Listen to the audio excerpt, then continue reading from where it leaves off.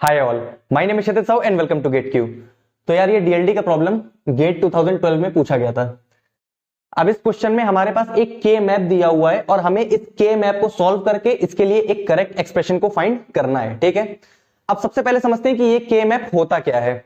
जब भी हमारे पास कोई एक बुलियन एक्सप्रेशन होता है जो बहुत ही कॉम्प्लेक्स या बहुत ही बड़ा होता है, तो हम लोग उस बड़े बुलियन एक्सप्रेशन को सिंप्लीफाई करते हैं के मैप की हेल्प से। ठीक है, अब यहां पे एक के मैप दिया हुआ है तो जरूर हमारे पास कोई ना कोई एक बुलियन एक्सप्रेशन रहा होगा जिस एक्सप्रेशन के लिए ये के मैप बनाया गया है। ठीक है, तो सबसे पहले हम लोग ये समझ लेते हैं कि वो कौन सा एक्सप्रेशन है जिसके लिए के मैप बनाया गया है। पहले उस एक्सप्रेशन को हम लोग फाइंड कर लेते हैं। ठीक है, अब के मैप में यहां पे बहुत सारे सेल्स प्रेजेंट हैं। ठीक है, हर एक सेल में कुछ ना कुछ वैल्यूज प्रेजेंट है। जैसे इस वाले सेल में 1 प्रेजेंट है, इस सेल में क्रॉस प्रेजेंट है, ये एक ब्लैंक सेल है। ठीक है, तो सबसे पहले हम लोग एक एक सेल के लिए एक्सप्रेशन को लिख लेते हैं। ठीक है, सबसे पहले हम उनके लिए एक्सप्रेशन लिखेंगे जिस सेल में 1 प्रेजेंट है। ठीक है, तो सबसे पहले ये कॉर्नर वाला सेल पिक कर लेते हैं। अब इस सेल से 4 वैल्यूज एसोसिएटेड हैं, 1 0 0 0।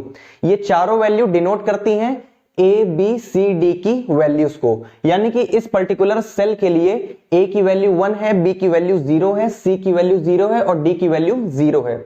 यानी अगर मुझे इस पर्टिकुलर सेल के लिए एक एक्सप्रेशन लिखना होगा तो इस सेल के लिए क्या एक्सप्रेशन हो जाएगा, ए बी कॉम्प्लीमेंट। अब ए की वैल्यू 1 है तो ए एज इट इज हो जाएगा, बी की वैल्यू 0 है तो बी के ऊपर कॉम्प्लीमेंट आ जाएगा। इसी तरह सी और डी की वैल्यू भी 0 है तो यहां पे हो जाएंगे सी कॉम्प्लीमेंट और डी कॉम्प्लीमेंट। तो ये एक्सप्रेशन हो जाएगा इस पर्टिकुलर सेल के लिए। अब इस सेल के लिए भी एक्सप्रेशन लिख लेते हैं। यहां पे ए बी सी डी सबकी वैल्यू 0 है तो इस पर्टिकुलर सेल के लिए एक्सप्रेशन क्या हो जाएगा, A complement, B complement, C complement, D complement plus अब इस सेल के लिए भी एक्सप्रेशन लिख लेते हैं। यहां पे इस सेल के लिए ए की वैल्यू 1 है, बी की वैल्यू 0 है, सी की वैल्यू 0 है और डी की वैल्यू 1 है। तो इस सेल के लिए एक्सप्रेशन क्या हो जाएगा, A B complement C complement D, A B complement C complement D plus अब यहां पे एक सेल और प्रेजेंट है जिसमें 1 है। ठीक है, तो इस सेल के लिए एक्सप्रेशन क्या हो जाएगा, A complement B complement C D complement, A complement B complement C D complement. ठीक है, तो यहां पे मैंने एक्सप्रेशन लिख लिया सिर्फ उन सेल्स के लिए जिस सेल्स में 1 प्रेजेंट है।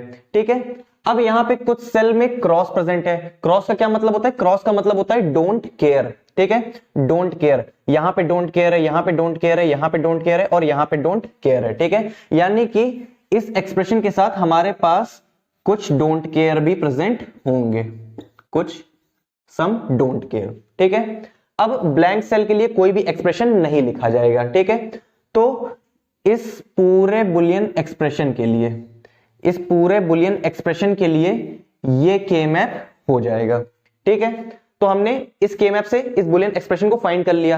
अब हम लोग देखते हैं कि इस के मैप को हम सॉल्व कैसे करते हैं। ठीक है, अब यहां पे हर एक सेल में 3 में से कोई एक वैल्यू प्रेजेंट हो सकती है। ठीक है, हर एक सेल में या तो सेल में 1 प्रेजेंट होगा, या तो सेल में क्रॉस प्रेजेंट होगा यानी कि डोंट केयर, और या तो सेल एक ब्लैंक एम्प्टी सेल होगी।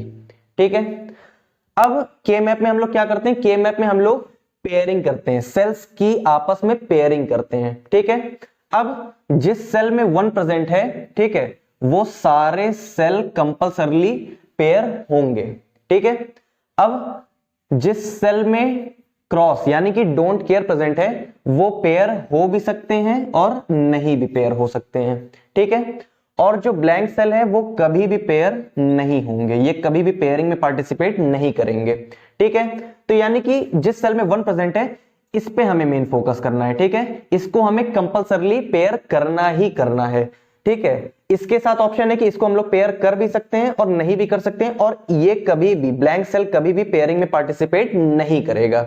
ठीक है, अब पेयरिंग करने में एक कंडीशन होती है कि हम लोग उन्हीं सेल्स को पेयर करते हैं जो एडजेसेंट होते हैं। ठीक है, अब यानी कि जैसे ये सेल और ये सेल, ठीक है, अब हमें 1 वाले सेल को पेयर करना है। ठीक है, लेकिन ये दोनों सेल कभी भी पेयर नहीं हो सकते क्योंकि ये दोनों एडजेसेंट नहीं है। ठीक है, अब ये दोनों सेल आपस में एडजेसेंट है, ठीक है, तो हम लोग इन दोनों सेल को मिला के एक पेयर बना सकते हैं, ठीक है।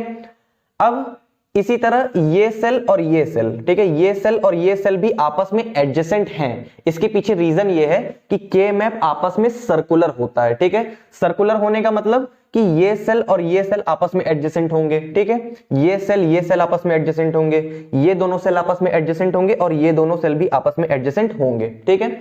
इसी तरह ये दोनों सेल, ये दोनों सेल, ये दोनों सेल और ये दोनों सेल, ये सब भी आपस में एडजेसेंट है, ठीक है, क्योंकि के मैप सर्कुलर होता है पूरी तरह से, ठीक है।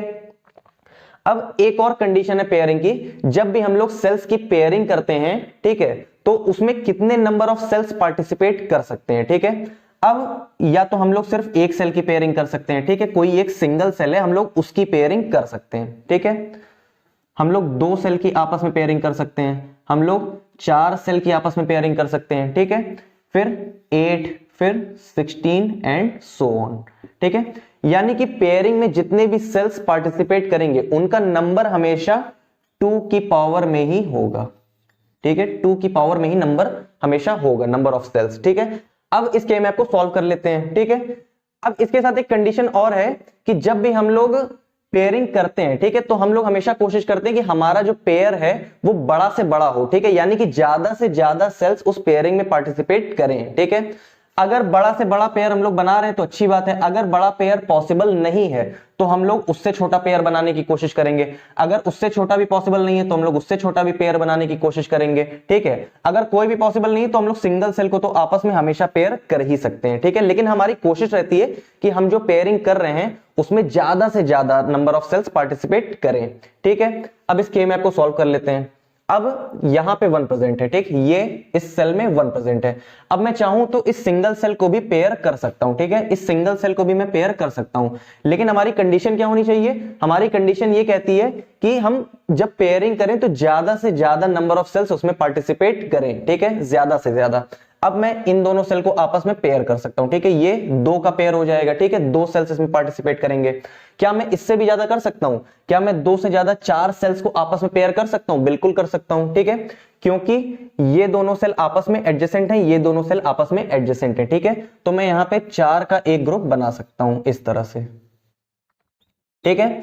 अब 1 तो पार्टिसिपेट करेगा ही करेगा, ठीक है, डोंट केयर वाला सेल पार्टिसिपेट कर भी सकता है और नहीं भी पार्टिसिपेट कर सकता है, ठीक है। अब यहां पे पार्टिसिपेट कर रहा है, ठीक है। अब यहां पे पेयरिंग हो गई, अब इस पेयरिंग के बाद हम क्या करेंगे, इस पेयर का, ठीक है, इस पेयर का एक्सप्रेशन लिख लेंगे। इस पेयर के एक्सप्रेशन को लिखने के लिए हम लोग क्या करेंगे, हम लोग ये देखेंगे कि इन चारों सेल्स में, ठीक है, जो भी इस पेयर में पार्टिसिपेट किए हैं सेल्स, उन सेल्स में किसकी value A B C D में से किसकी वैल्यू कांस्टेंट है, ठीक है। अब चेक कर लेते हैं। अब यहां पे इन चारों सेल्स में b की वैल्यू कांस्टेंट है, ठीक है, यहां भी b 0 है, यहां भी b 0 है, यहां भी b 0 है और यहां भी b 0 है, ठीक है। इसी तरह इन चारों सेल्स में c की वैल्यू भी कांस्टेंट है, यहां भी c 0 है, यहां भी c 0 है, यहां भी c 0 है और यहां भी c 0 है, ठीक है।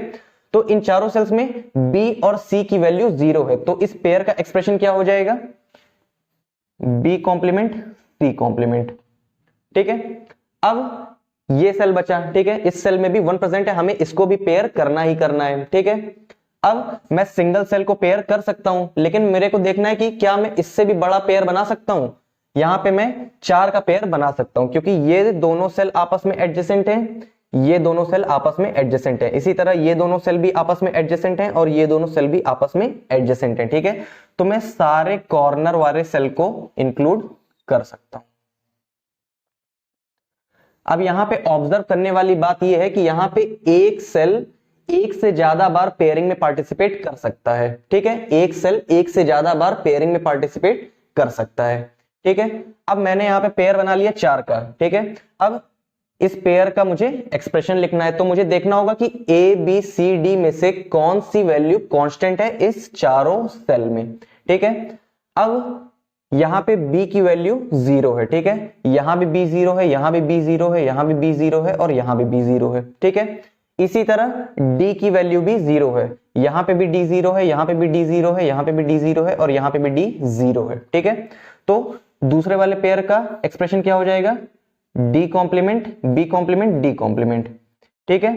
अब ये हो गया पहले पेयर का एक्सप्रेशन, ये हो गया दूसरे पेयर का एक्सप्रेशन। ठीक है, अब इन दोनों के बीच में एक प्लस साइन आ जाएगा। ठीक है, अब लेट अस से एक डोंट केयर यहां भी प्रेजेंट होता। ठीक है, तो ये हम लोग एज इट इज छोड़ सकते थे। ठीक है, क्योंकि डोंट केयर वाले सेल पेयरिंग में पार्टिसिपेट कर भी सकते हैं और नहीं भी कर सकते, जैसी हमारी रिक्वायरमेंट होगी वैसा हम काम करेंगे। ठीक है, तो B complement D complement plus B complement C complement. ठीक है, तो option B is correct answer.